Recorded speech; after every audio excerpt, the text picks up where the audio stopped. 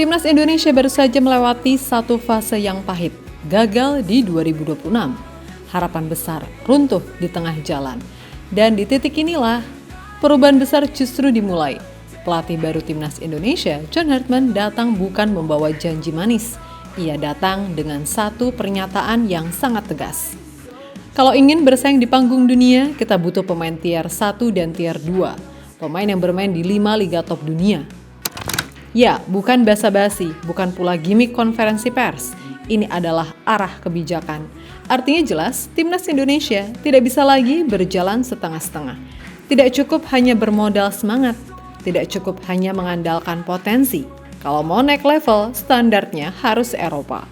Dan ketika Hartman mulai berbicara soal pemain Premier League, Bundesliga, hingga kompetisi elit Eropa lainnya, satu hal menjadi pasti. Riset Timnas 2026 benar-benar dimulai.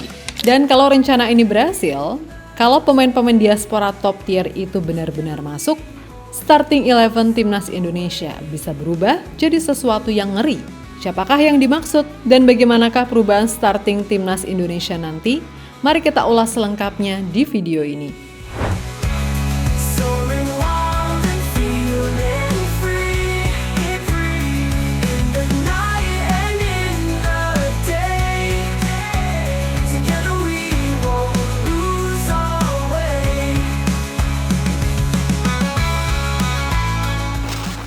Kita harus jujur melihat ke belakang. Gagal di kualifikasi Piala Dunia 2026 bukan sekedar hasil buruk, itu adalah alarm keras. Timnas Indonesia sebenarnya tidak kekurangan semangat, tidak kekurangan talenta, tapi ketika naik ke level tertinggi, satu masalah muncul berulang kali. Intensitas, kecerdasan taktik, pengalaman menghadapi tekanan dunia. Di level Asia, Timnas masih bisa bersaing, tapi begitu masuk fase krusial, perbedaan kualitas langsung terlihat. Bukan soal siapa yang lebih ingin menang, tapi siapa yang terbiasa bermain di level tertinggi. Dan inilah yang dibaca oleh John Hartman sejak awal. Hartman tidak datang untuk sekedar menyelamatkan satu turnamen. Ia datang dengan pandangan yang lebih panjang. Bukan Piala AFF sebagai tujuan utama, melainkan Piala Asia 2027 dan Piala Dunia 2030. Artinya yang dibangun bukan tim instan, yang dibangun adalah fondasi. Sejak awal, John Hartman berbicara soal standar. Pengalamannya bersama Timnas Kanada menjadi fondasi utama. Hartman membawa Kanada ke Piala Dunia 2022, bukan karena nama besar, tapi karena pemilihan pemain yang tepat. Pemain yang setiap pekan bermain di Premier League, Bundesliga, atau Liga Elit Eropa lainnya. Terbiasa dengan tekanan tinggi, tempo cepat, duel fisik, dan tuntutan taktik yang kompleks. I have a very clear philosophy. To compete on the world stage, you need tier 1 and tier 2 players. Players playing in the top 5 leagues in the world. You need players that have experienced the intensity, the tactical acumen of world football, international football. So consistently I will always recruit players whose careers are telling the best story. And your football career doesn't lie. Ya, inilah alasan kenapa Hartman tidak melihat paspor. Bukan asal-usul yang ia kejar, melainkan rekam jejak nyata. Naturalisasi, diaspora, pemain lokal, semuanya sama di mata Hartman. Yang membedakan hanya satu, apakah mereka siap untuk panggung dunia atau tidak. Filosofi ini pula yang menjelaskan kenapa Hartman tidak puas hanya dengan skuad yang ada. Bukan karena skuad sekarang buruk, tapi karena standarnya harus dinaikkan. Dan ketika filosofi ini diterapkan ke Timnas Indonesia, maka arah berikutnya menjadi sangat jelas. Mencari pemain yang sudah ditempa oleh sepak bola elit Eropa.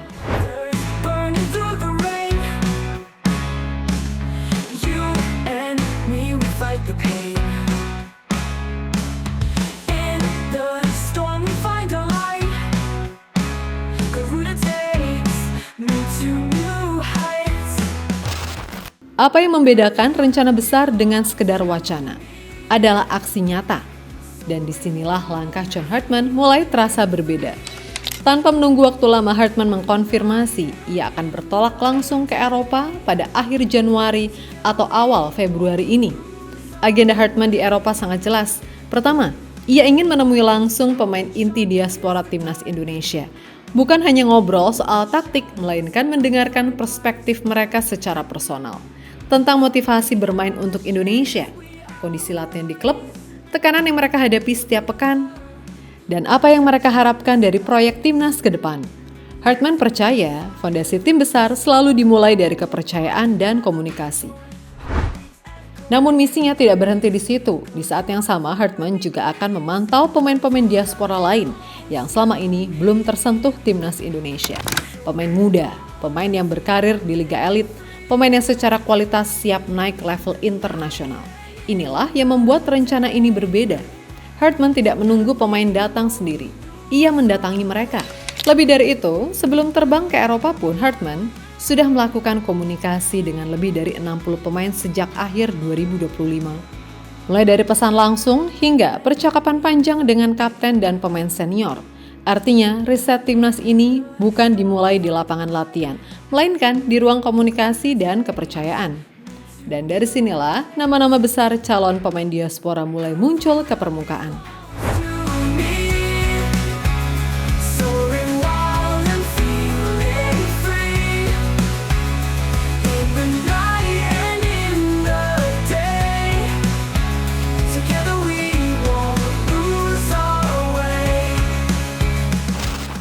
Kalau masih ada yang bilang rencana ini cuman wacana, cukup lihat data. Bukan opini, bukan spekulasi, tapi profil resmi Transfermarkt dan rekam jejak kompetisi Eropa. Pertama, kita masih punya pilar pertahanan elit. Ada Pascal Struijk, bek tengah Premier League, tinggi hampir 190 cm. Kaki kiri, ball playing defender. Nilai pasar ratusan miliar, ini tier 1 Eropa, tepat seperti yang diminta Hartman. Kedua ada Jadon Osterwolde, bek atletis Fenerbahce, cepat, kuat, fleksibel, terbiasa main di kompetisi Eropa dan sistem pressing tinggi. Kemudian untuk proyek jangka panjang, WC 2030, kita punya Jensen Silt, bek muda 22 tahun, setinggi hampir 2 meter, calm di bawah tekanan, ball playing, pengalaman Inggris dan Bundesliga, investasi masa depan, bukan solusi instan. Proyek jangka panjang lainnya ada Tristan Guyer, produk Akademi Ajax, serbaguna, teknis, cocok untuk sistem fleksibel Hartman. Dan ada Laurin Ulrich yang memiliki sentuhan kreatif. Gelandang muda Jerman, kreatif, visi bagus, bukan bintang hari ini, tapi opsi progresif untuk sepak bola modern Indonesia. Mayoritas adalah bek Eropa karena masalah utama timnas ada di struktur defensif. Hartman tidak mengejar viralitas. Ia mengejar profil yang cocok dengan tuntutan level dunia. Dengan komposisi ini, duel udara meningkat. Build up dari belakang lebih rapi, highline dan pressing tinggi jadi masuk akal. Dan ketika data ini dipadukan dengan misi Eropa Hartman, serta filosofi, karir tidak bisa berbohong.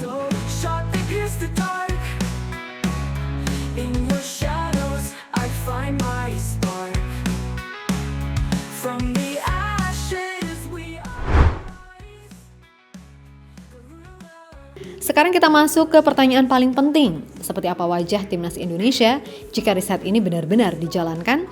Di tangan John Hartman ada dua sistem utama yang paling masuk akal. Dan dua-duanya sama-sama mengerikan bagi lawan. Opsi pertama, 4-3-3. Wajah paling realistis. Kita mulai dari formasi yang paling stabil, paling familiar di sepak bola modern Eropa. 4 back, 3 gelandang, 3 penyerang. Di bawah Mistar ada Emil Audero, kiper yang terbiasa dengan tekanan Serie A. Tenang, dewasa, dan nyaman membangun serangan dari belakang. Di lini pertahanan, berdiri back four dengan standar Eropa. Di kiri ada Calvin Verdong, back modern, kuat stamina, bisa naik membantu serangan tanpa lupa bertahan. Di jantung pertahanan, duet yang bicara dengan kualitas. Pascal Struijk dan Jesus, tinggi, tenang, kuat duel udara. Ini bukan lagi back yang panik ditekan, ini back yang tahu harus berbuat apa saat ditekan. Di sisi kanan ada Kevin Dix, disiplin, rapi, dan berpengalaman di level Eropa. Naik ke lini tengah, di titik terdalam, Tom Haye menjadi pengatur tempo, otak permainan, yang menentukan kapan tim harus tenang dan kapan harus menyerang. Di depannya, dua mesin dinamis, Eliana Reinders dengan pressing dan vertical run, serta Jadon Osterwolde dalam peran hybrid, fisik, duel, dan ball carry. Lini tengah ini bukan hanya kreatif, tapi siap perang. Di depan, trio agresif. Laurin Ulrich di kiri, Ole Rumeni di tengah dan Miliano Jonathan di kanan. Cepat, cair, menekan sejak awal. Inilah 4-3-3 versi baru. Aman, stabil, tapi tetap mematikan. Opsi kedua, 3-4-3 atau 3-4-2-1. Sekarang kita masuk ke level berikutnya. Formasi yang dipakai ketika tim sudah matang secara taktik. 3 back di belakang dan semuanya back Eropa. Di kiri, Jadon Oosterwolde. Cepat, kuat, dan cocok untuk garis pertahanan tinggi. Di tengah, Jesus, pemimpin, penjaga keseimbangan. Di kanan, Pascal Struijk, ball playing defender yang memulai serangan dari belakang. Dengan 3 back ini, timnas bisa bermain lebih berani. Karena saat wingback naik, pertahanan tetap aman. Di sisi lapangan, 2 wingback jadi kunci. Calvin Verdong di kiri, Kevin Dix di kanan. Mereka memberi lebar, mereka jadi jalur serangan, dan mereka menekan balik saat kehilangan bola. Di tengah, duet gelandang, Tom Haye dan Laurin Ulrich. Satu mengatur, satu menghancurkan ritme lawan. Dan di depan, fleksibilitas jadi senjata. Eliano di kiri, Ole di tengah, dan Miliano di kanan. Dalam 3-4-3, trio penyerang bergerak cair. Dalam 3-4-2-1, 2 pemain di belakang striker bebas mencari ruang. Formasi ini bukan cuma soal bertahan, ini soal mengontrol permainan. Dengan 2 sistem ini, timnas Indonesia tidak lagi sekedar menyesuaikan diri dengan lawan.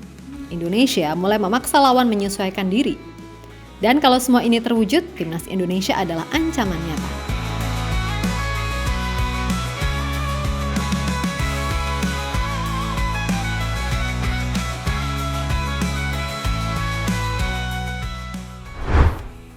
Jika rencana ini benar-benar berjalan, dampaknya tidak hanya terasa di satu turnamen. Level timnas Indonesia akan naik bukan lagi sekedar tim Asia Tenggara, tapi tim Asia yang siap bersaing di level elit. Pemain lokal akan terdorong naik standar, liga domestik ikut terangkat, dan Indonesia mulai dikenal sebagai negara yang serius membangun sepak bola modern. Riset ini bukan soal ganti pemain, bukan soal naturalisasi semata, ini soal standar baru.